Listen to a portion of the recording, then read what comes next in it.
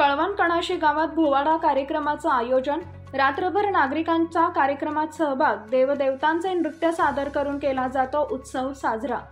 कळवण तालुक्यातील कणाशी येथे वर्षानुवर्ष चालणारा भोवाडा हा सण साजरा केला जातो।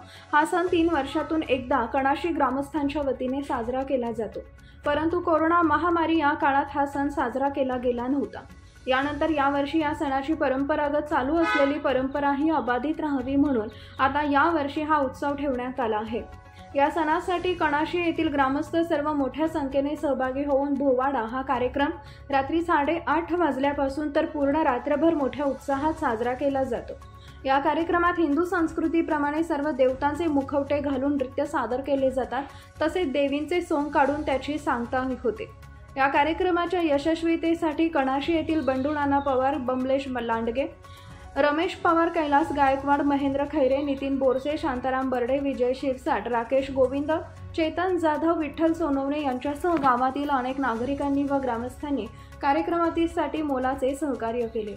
महाराष्ट्र क्रांती न्यूजसाठी प्रतिनिधी चेतन जाधव, कणाशी।